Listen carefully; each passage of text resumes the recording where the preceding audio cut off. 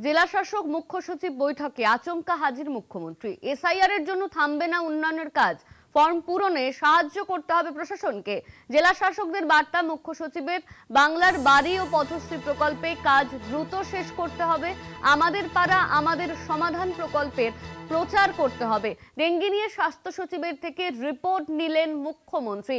আমাদের সঙ্গে ফোন লাইনে রয়েছেন আমাদের বিশেষ প্রতিনিধি দীপ্তিমান ভট্টাচার্য। দীপ্তিমান দা, ইতিমধ্যেই ডেঙ্গি নিয়েও স্বাস্থ্য সচিবের থেকে রিপোর্ট নিয়েছেন মুখ্যমন্ত্রী মমতা বন্দ্যোপাধ্যায়। আর কি কি রিপোর্ট নিলেন তিনি?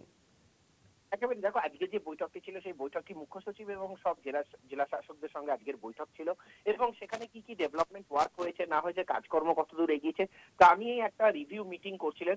সেই বৈঠকেই কিন্তু আচমকা মুখ্যমন্ত্রী চলে আসেন এবং মুখ্যমন্ত্রী এসে কিন্তু জেলা শাসকদের কাছ থেকে বলতে গেলে তাদের কি কি কাজ হচ্ছে, কোন কোন বিষয়গুলো কত দূর এগিয়েছে, কোন প্রকল্পের কাজ কতটা এগিয়েছে, সেইগুলোকে নিয়েও তিনি সব বিষয়গুলো নিয়ে খোঁজ খবর নেন।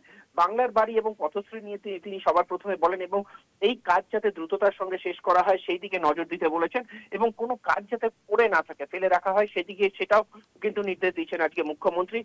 বাংলা সহায়তা কেন্দ্রে হেল্প ডেস্ক করতে হবে। বাংলা সহায়তা ডেস্কে যে কেন্দ্রগুলো রয়েছে সেখানে হেল্প ডেস্ক করতে হবে যাতে সাধারণ মানুষ সেখানে গিয়ে জাতিগত শংসাপত্র যেন তারা পেতে কোনো অসুবিধা না হয়।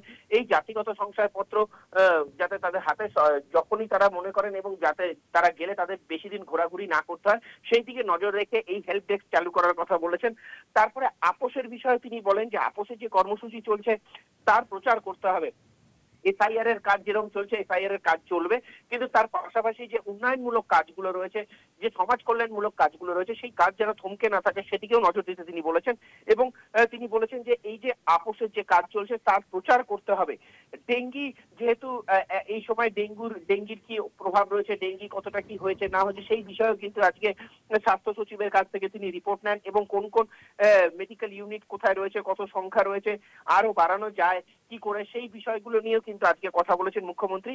এসআইআর এর পাশাপাশি বলেছেন যে এখন হচ্ছে মূলত যেটা দেখা যাচ্ছে যে বিভিন্ন জায়গায় ধান কাটার সময় রয়েছে, সুতরাং এই যে ধান কাটার সময় এখানে কিন্তু এসআইআর ফর্ম ফিল আপ করতে কিন্তু কৃষকদের অসুবিধা হচ্ছে, তারা কিন্তু ধান কাটার দিকে মনোযোগ দিচ্ছেন এবং এসআইআর এর ফর্ম ফিল আপ করতে তাদের বিলম্ব হচ্ছে।